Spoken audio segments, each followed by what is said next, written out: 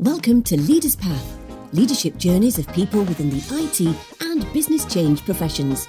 Brought to you by Middleton's Assured Talent, IT leadership and business change recruitment specialists. Hi, Nick. Hi, Andy. Morning, and Merry Christmas and Happy New Year from Middleton's Assured Talent to everyone out there. So welcome to the second episode of Leaders Path. This is our video interviews where we aim to dissect the careers and lessons learned of senior IT leaders or business change leaders. Really appreciate the feedback from our first episode with Richard. Seems to have been very positive received, so that's great from our first attempt. So this is Andy Maclusky. I've known Andy for a few years. Andy was a former CIO of a Cayman-based legal firm, amongst other senior roles that he's had over the time. Over 30 years of IT leadership experience, and I'm sure from that there's plenty of lessons he can share with us today. So over to you, Andy. So the first question I always like to ask is, when you meet someone in social or networking or business related situation, how do you describe what you currently do?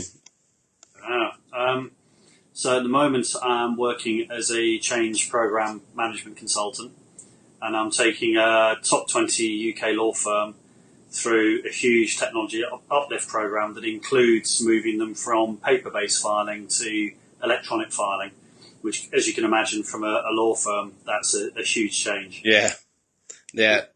And do you call yourself a consultant now, or how you just describe yourself from from that stage in your career perspective? How do you describe what you do now? Yeah, I call myself a consultant. I often get asked, would you take a permanent role? Would you take an interim role? I could be interim. I could be a consultant. Yeah, management consultant, change management consultant. Okay, cool. Thank you for that. And so can you describe to us, in as brief as you feel comfortable with, the journey that you've been on to get to where you are now? Where did it all begin? It all began. So, common theme actually, and seeing your last video interview as well, was that I'm of that age where home computers came out and were revolutionising boys' bedrooms in the 1980s. And I got a home computer and thought it was absolutely fantastic. Taught myself how to program because you couldn't get any software for the thing.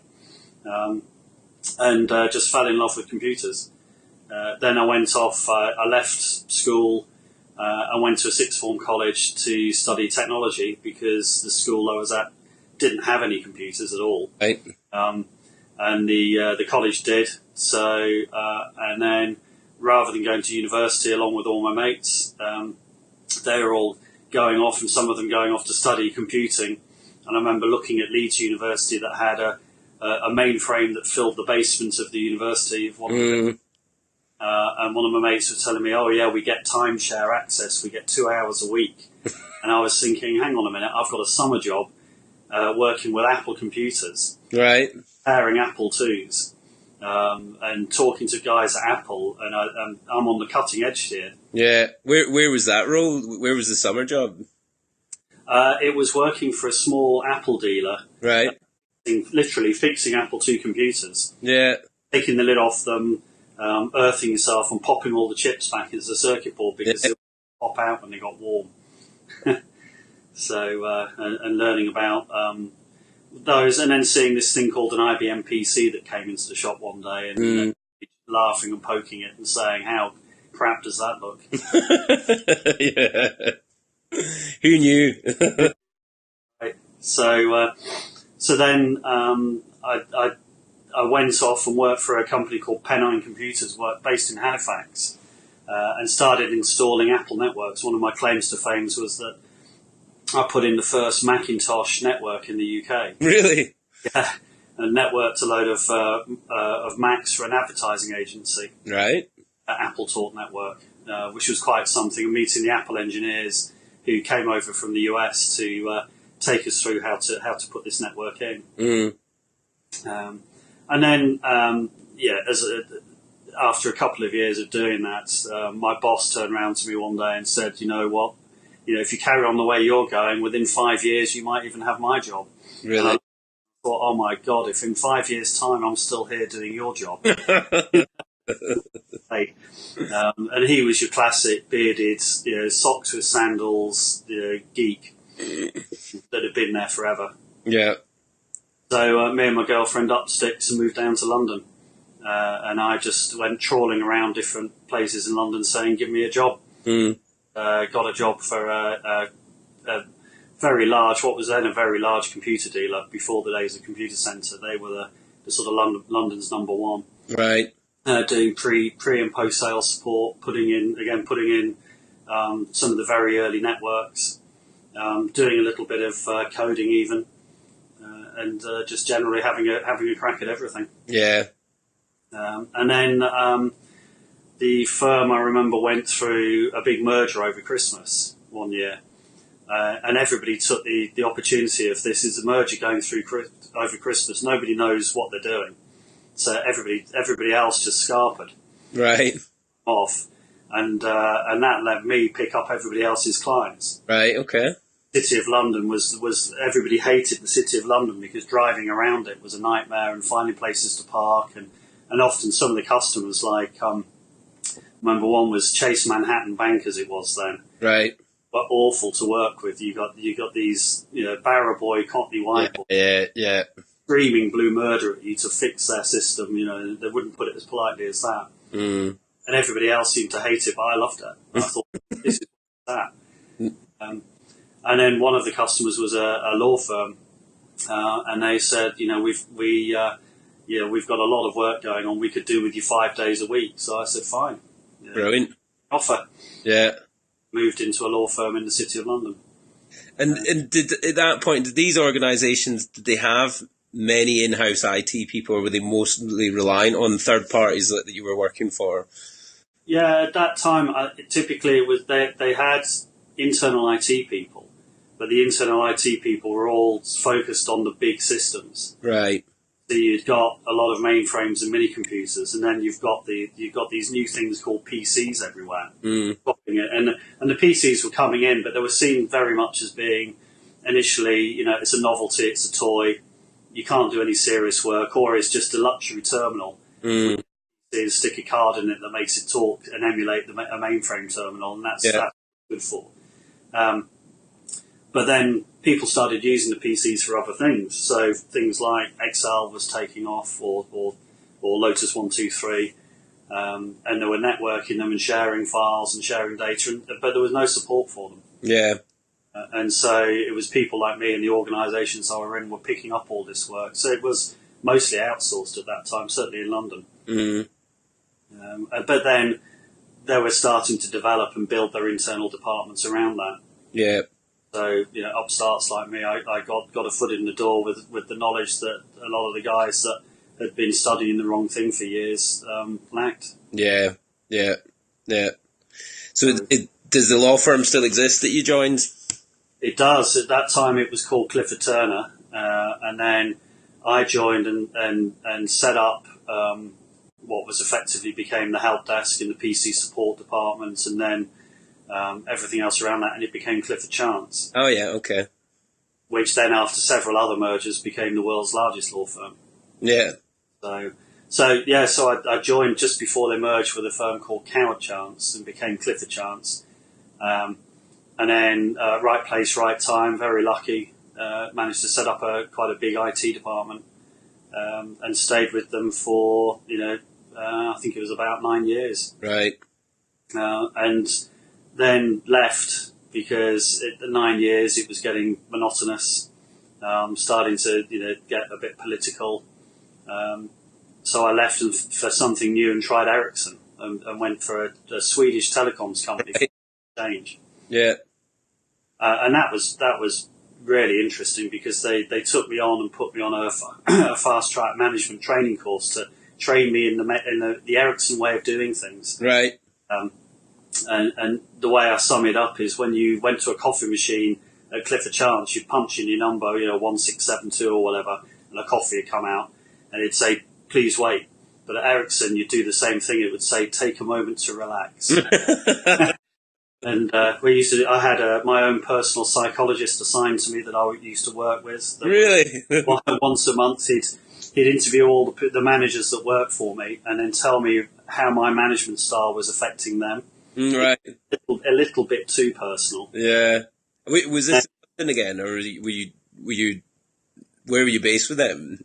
I was based in Guildford, between Guildford and Burgess Hill. Yeah. And was this in Ericsson their heyday when their mobiles were fairly dominant?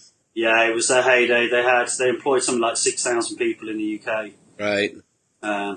So yeah, I used to go up to Sweden quite a lot and go on all sorts of training courses up there. But then the writing was on the wall. They started. So one of the temptations I got given was stock options. Right. I joined them, and it looked as if the stock options were going to be absolutely valueless. Right. Out to be. And one of the partners at Clifford Chance phoned me up one day, along with my ex-boss, and said, how do you fancy coming back? Because we're about to go through another period of huge expansion. I'd gone with them through the first years of growth, opening up offices all over the world. But now we're going to do the same, but in Asia. Right. Need somebody to manage all of our IT operations in Asia. Come back. So they made reviews, and I moved the family, and then at that point had a 1-year-old and a 2-year-old. So we all packed up and moved to Hong Kong. Yeah. And spent 5 years in Hong Kong. Yeah. Which was Was it quite a hard? Just a friend of mine's gone through a very similar process recently, where he's been asked to go back to an organisation he left, but into something bigger and better than he was in before. And I know it was quite a hard decision for him, because there's always that feeling of, is going back the right thing, from a career perspective. But I take it in your case, it proved to be the right decision, would you say, or? Yeah, I think it definitely was. It was hard. One of the things I was happy to go back, because it was going back to Asia and away from the politics that I'd escaped out of London. But then, as soon as I got back and got settled in, they said, now we're going to do another merger with a big US firm and a German firm, and you're going to be stuck right into it, at the centre of it. And actually, I loved it. Yeah. And at that time, I think I'd grown up a bit more. I'd learnt an awful lot from Ericsson and their management training that they put me through. Mm-hmm. It really helped, and I settled right into it. Excellent. And it was also, it was a more autonomous role. So whereas before that I wasn't ever the head of IT, I was always the number 2. Whereas going back, they clearly said, no, you'll be an IT director. You've got responsibility for 8 offices. Around Asia, and yes, you report into central management structure, but you are the IT director for Asia. Yeah. And then I also took on a second role while I was there. We did a lot of work with Capgemini. Right. They said, what you need is this new thing called enterprise architecture. We're selling a lot to our customers, and we think you need some of that. But you need a head of enterprise, an enterprise architect.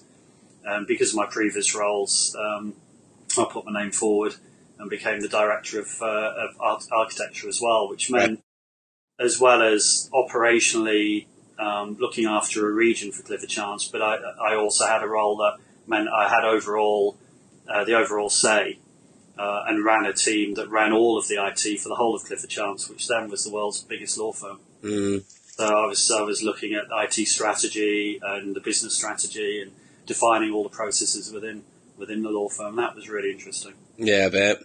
But it became too much travel. Right. With a young family. Young family, and it got to the point where my daughter was bursting out in tears when I was going off again for another 2-week trip. Yeah. And I was spending more time away from home than I was at home. No, understand that. So where did you go from there? So I got another phone call one day while I was there was one of the partners of Clifford Chance left, and he was headhunted and went to join a firm called Maples and Calder, who were a firm nobody outside of law had heard of, based in the Cayman Islands. And they've got a reputation as being one of these firms that nobody ever applies to. If, by definition, if you apply to get a job with them, you won't get one. Right. Approach. You had to be Oxbridge. And this partner, he went over and he joined them. And their IT turned out to be absolutely shocking. Right. And he realised what he was missing. So he phoned me up and said, as a favour, could I just have a chat with you? And I talked him through some architectural things. And they weren't in competition with Clifford Chance. They were actually a supplier to Clifford Chance. Right. For offshore legal work. And then he put in a business case and they headhunted me. Right. Excellent. But this was the twist in the tale, that they headhunted me for about 6 months. And some of these law firms, this is how long it can take these lawyers, by committee to make decisions. Yeah. After 6 months of backwards and forwards, they finally decided to give the job to somebody else. Right. So they gave the job to somebody else, and I was like, oh, well, hey, I'll knuckle back down here. Set up the architecture function, got a huge pay rise, was then wearing 2 hats and managed to negotiate a deal where I was paid in the UK and paid in Hong Kong, with 2 different roles. Right. Hence all the travelling that I was doing. And then Maples came back and said, you know what, we made the wrong decision. Really? The other guy wasn't right, we want you to come. In which case I was able to say, great, but the price has gone up. Right. They said, we don't mind, come on over. So we upsticked again, left Hong Kong and went to the Cayman Islands, and spent 7 years there. And from a family perspective, was it clearer that the role in the Cayman Islands was going to have you at home and a better kind of work-life balance in that sense? Yeah. I mean, Hong Kong was a fantastic place, to go out and party, but not a great place to bring up kids. Yeah. It's very polluted, very busy. The Cayman Islands, by comparison, was paradise. Mm. Clear air, beautiful skies, beautiful beaches. The office would be a 10-minute drive from home. And there was some travelling, but not nearly as much. They had offices all over the world again, and had an office in Hong Kong. Yeah. But it would mean, it's just sort of 2 annual trips doing a circuit of all the offices, that was all. Yeah. So a happy 7 years there. Yeah, happy 7 years there. I think 5 years probably would have been enough. Right. It was the rock star lifestyle. We had, a lovely house overlooking the sea with a boat dock and a speedboat on the dock and a big swimming pool and everything. But it's a small island surrounded by ocean. And 1 degree of separation between everybody. Yeah. You're never off. You can't, on a night time, wherever you go, you're going to bump into, some of the partners at work. Beach, you get people coming up to you saying, hey, what are you doing about X? And and everybody knows everybody else's business. So, we spent 7 years there, and then an opportunity came up to set up a shared service centre for Maples. And they were looking for, where I put together the business, or help put together the business case for it again and do all the due diligence. And they said, well, basically, we want to set this up in the UK, not London, somewhere regionally in the UK, and it looks like either Bristol, Manchester, or Leeds. And I said, hey, I grew up in Harrogate. I know the area. How about Leeds, and I'll do it for you. Mm. So I came back to Leeds, set up a shared service centre for them in Leeds that had IT, which I was responsible for, but also some big parts of accounts, compliance, HR, and that, if you like, was my departure lounge. Yeah. How long were you doing that for them over in the UK? That was 2 years. Oh, was it? Right. So I was still retaining the role as global CIO of all of their business units, and set up a shared service centre for 2 years, and then left. Yeah. And left to set up my own business. Right. So to go independent and have a go at setting up a consultancy. Yeah. With the idea, and that was 2012. What was it? No, 2013, 2014. So the idea being then the best time to set up a business is in a recession. Mm. To survive, the only way is up. Yeah. the key there is if you survive. Mm-hmm. So we paid the bills. We had enough customers to keep ticking over, but it was never going to give me the income that I was used to. Mm. After a year of doing that, just thought, no, it's I need to go out and get doing the consultancy and doing bits and pieces here and there for different customers, and some of it was really interesting, but it just wasn't enough. Yeah. So a role came up with a law firm down in London called Kennedy's, again, which is that they'd had underspend of 10 years. Their technology, they knew they were 10 years behind, and the IT director phoned me up and said, look, I've got this huge budget. We've got a year to fix things. Do you think you can do it? Come in and help me. Yeah. So I went down and did a huge technology uplift for what turned out to be about 16 months. Right. And that was brilliant fun. The best bit about it was not having any line management. Like having my old job with all the fun of the challenge and the reward of seeing a huge change go in, but without having to do appraisals and salary reviews and having people knock on the door and saying, sir, he's bullying me. What? It wasn't my problem. Yeah, yeah. Excellent. And now I'm at another law firm in Leeds, and legal seems to be where I've settled. I like working with lawyers. No doubt that there's a depth of knowledge there that would be, is not commonly out in the marketplace. So easier to sell yourself there, I guess. But no, that's fantastic and really interesting story. I think a global CIO, without a doubt. But so what through all that, what do you think was the best career move through that journey? I'd say there's the biggest jump. There were several jumps. The biggest, I think, was when I was working early on in my career, working for the MBS, which was a computer dealer in the UK that was going through the merge, scooping up everybody else's customers. Yeah. Everybody else was skiving and thinking, oh, this is brilliant. I can get paid for doing nothing and staying at home, or can pick up all the regional customers. I was going for the city customers. Yeah. That was the best career move because, it was the 80s, it was Thatcher's era, it was happening in the city and place to be. Yeah. And I think that was the first. And then the second was as you mentioned, the tough decision of going back to Clifford Chance and going out to Asia. That was a much harder decision to make. And I remember, hours and hours discussing with my wife, should we move abroad? Because it felt like we're emigrating forever. Yeah. But we weren't. It was 2 years. We'll go for 2 years and then we'll come back. We'll go see how it goes. It turned into 10 years abroad. Yeah. With a 1 and a 2-year-old having similar age children now, and having made the career move to set up my own business and all those kind of things, it's it's a complicated time anyway, isn't it? It's but maybe that's a time that allows you to be bolder. I don't know. It kind of yeah. In some ways, it was easier. I mean, one of the big attractions in Hong Kong is they have these things called amas, which are Filipino nannies, right? Suddenly you've got your social life back again. Right. Yeah. Because you got babysitting on tap. Yeah.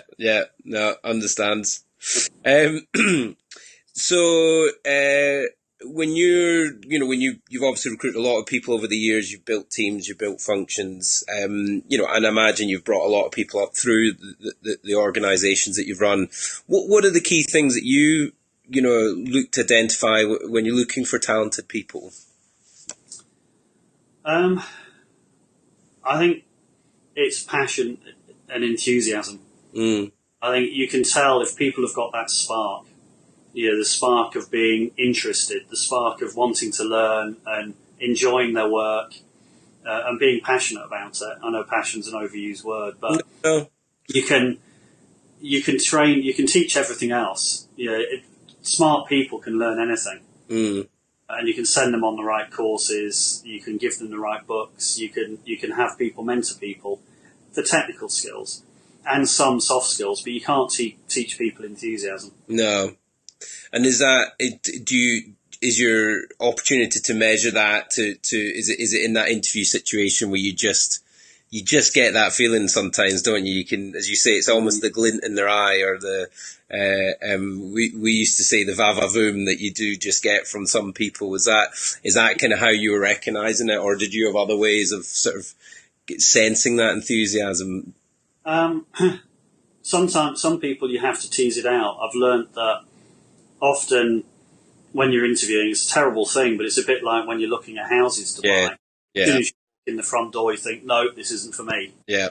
You think, I don't want to waste time. But sometimes with interviewing people, they walk through the door and you think, no, definitely not. But then you can find you're warm to them. Tease out the enthusiasm. It might be just because they're just nervous. Yeah. So, question. One of the questions I always ask people in interviews is, what do you do for fun?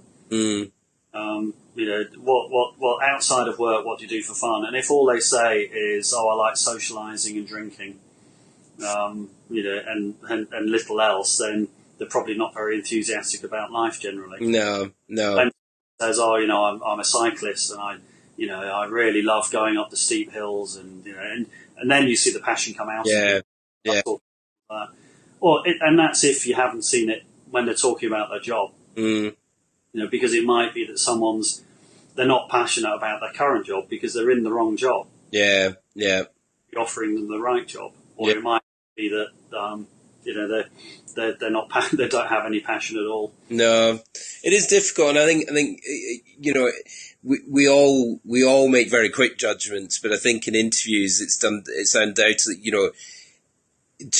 to put in your mind that you're not going to make a decision in that interview until after the interview, and I think that allows for you to explore. And I think the other good advice that I was given years ago is look for people to be a yes rather than looking for them to be a no. So you then are trying to actually eke out the positives rather than, because the reality is a lot of good people don't interview well, and it is restrictive to them getting good jobs sometimes because first impressions unfortunately are a lot of people will make the decision just on that. It's good. It's good approach. So what advice would you give to your 25 or 30-year-old self? That's a tough one. Career-wise, I'd say probably get more qualifications and exams while someone else is paying for it. Right. Because now I'm an independent consultant.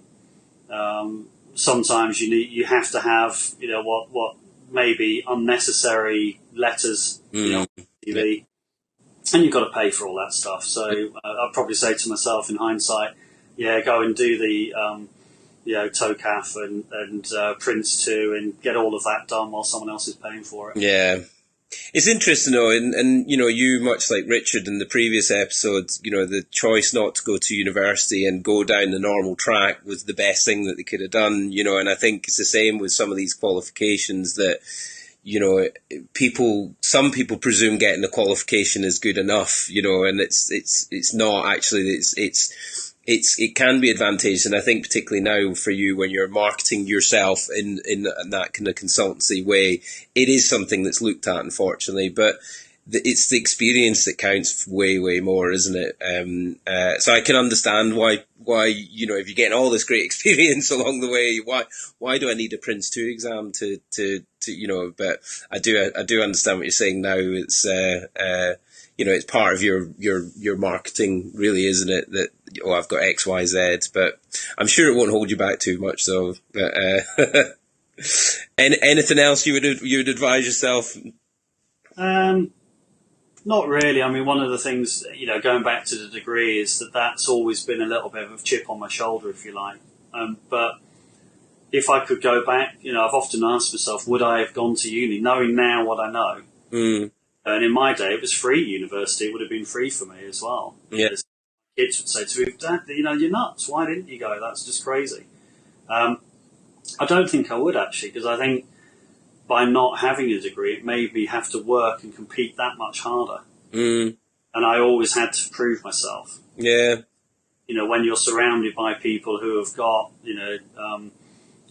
2 or 3 degrees apiece, and a lot of people like in Cayman that were all Oxbridge as well. Yeah, I was going to say, if you're in particularly legal and the city investment firms there, they're always so caught up in education, aren't they? And probably the only, I've seen it less in legal, but the only sectors, certainly the work I've done with investment companies, that 10 years into a career, they still seem to care about what degree someone's got. Whereas actually 95% of the work I do for clients, are experienced hires, and they have absolutely no care about what degree someone has or if they've got one, and that could be someone just with a few years experience. I think experience counts for so much, as I say, but yes, there is definitely environments where it's still, where you went and what you got is still kind of more prominent than perhaps it needs to be. But excellent. So last couple of quick questions. So what technology resource, or it could just be a general productivity tool, if you say a page per day diary, that would be fine. But what currently has the biggest positive impact to your working life? From a technology point of view, it's a bit boring, but it's Citrix and VDI. Right. Yeah, I'd always used Citrix, and I rolled out VDI at Maples, but a very early version of it, and it had a lot of problems. But what part of the program which I ran at Kennedy's was consolidating data centers and rolling out VDI with Citrix. And the technology had matured, and I think we really got it right. And I've since been back to visit the IT director there, and he's just said it's just incredible. Really? And I really miss working with it as I was at Kennedy's, and I'm starting to do so now at the current engagement with Adultshaws as well. Because it's just the idea that you can be in the middle of something, and then you can just lock your screen and jump on a train and go home and log on at home, and the cursor is in the same place on the same document with the same emails, everything where you left it. Mm. And then you could be, you're travelling again, and you could be logged on an iPad, and you've got the same thing on your iPad, and you can carry on exactly where you left off. Yeah. And that sort of flexible working, from a personal point of view, it's just fantastic. Yeah. Yeah, no, I completely agree. I mean, I was lucky enough in where worked previously. We used a remote desktop type product, and and that was it. It didn't matter where you were. You had the ability to log in and work. Not always a good thing, but but no, I can understand. Any other things that you particularly find? Well, the other thing is just the classic. It's just I still work in paper. I still always have a notebook, which every day I write the date at the top of it. Right. Write my to-do list for that day. Yeah. Day goes through, I cross them off. And the next day I look back at the things that aren't crossed off, rewrite them down in the to-do list, and go again. And that's, I've got shelves full of these things. Yeah. Years, which are diaries of everything I've done, but I can always flip back if I think, well, oh God, I remember meeting someone from Computer Centre about X, and that was roughly August, last year. And I can flip back through and I can find my meeting notes. Yeah. Find, what I was looking at. And to me, there's lots of technology you can use, and you can try and record it all, but inevitably it all gets in a muddle. Yeah. Systems, you change computers, it's just too difficult. Whereas a simple notepad I've always used. And do you almost journal in it as well, or is it literally just notes of and lists? If you see what I mean, do you? No, I journal in it. So normally it's on the right hand page. It's the to-do list. Any actions that I pick up during that day, I'll mark down as well, and I might asterisk beside them if it's something really important that I've got to make sure I've got to do the next day. Left hand page, it'll just be general notes as the day goes through. Yeah. So meeting notes, names of people that I've picked up, technologies that I've overheard that are interesting. Yeah. Whatever it is. And and I try and keep that format. It gets very scruffy and goes on to many pages sometimes. No. Yeah. It's a journal as well, yeah. Excellent. And so I guess final question. what book do you most recommend to aspiring leaders? Presuming that you know, leadership books, management books, or just general non-fiction books is something that you read. Is there any particular ones that you recommend?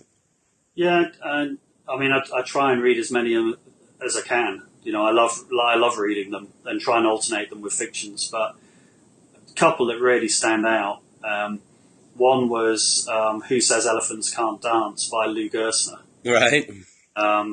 So Lou Gerstner was the chairman of IBM that was brought in when, if you remember, IBM in the late 90s posted the biggest loss of any company ever on record, which at the time I think was $6 billion loss. And they brought Lou Gerstner in to turn it around. And he came in and said, and at the time at IBM were, we don't care what your question is, the answer is a mainframe. You need to buy a mainframe from us. And a whole load of consultancy around that. Lou went in and says, you know what, we're going to turn ourselves into a service company and stop selling products. We're not going to sell hardware anymore.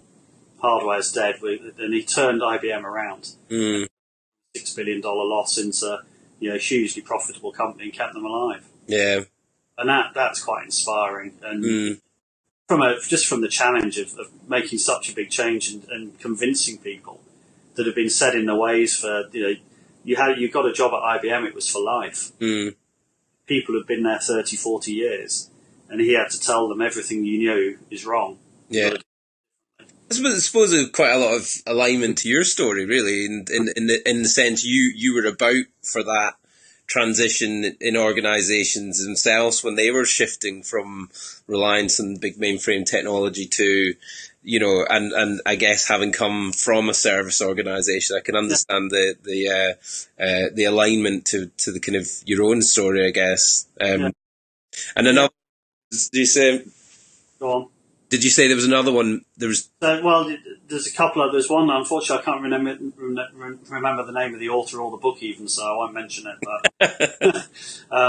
But more recently, Steve Jobs' autobiography, because of course, the start of my career was Apple, and I've always kept an eye on Apple, and people love it. Love it or hate it. It's very Marmite, but. There was something about Steve Jobs that he saw beyond just the functionality of devices, which was it's got to be more. It's got to be tactile. It's got to be elegant. It's got to be beautiful. Yeah. And people too often forget that in IT. I've delivered your project on time, in budget. Functionally it does everything you want. And it's perfect, isn't it? And actually all the end users all hate it. And it doesn't get adopted because it's just ugly. Yeah. And you've got to make technology, you've got to make people like it. Yeah. Things that people want. And Steve Jobs absolutely knew that. He was more than an engineer. He was a design fanatic. He looked at the detail, and I love that. Yeah. It's the little things that can make the big difference. Definitely. No, I'm equally a fan. I think my first Mac was, PowerPC 96, I think I got my first one, so I've been a fan for years. But excellent. Well, Andy, really, really appreciate your time this morning. I think that's been really interesting. Are you a Twitter user? Do you have a Twitter? No, I have got a Twitter account. I never use it. Now, is it? I just find it pointless unless you're trying to promote a product. Yeah, totally understand. Well, what I'll do then, I'm just thinking, if people, if they want to come and, connect with you or whatever, do you mind if I share your LinkedIn profile on the notes? So I'll do that. Excellent. Well, as I say, thank you very much for your time, and we'll speak again soon. All right. Cheers, Nick. Cheers. Thanks. Bye.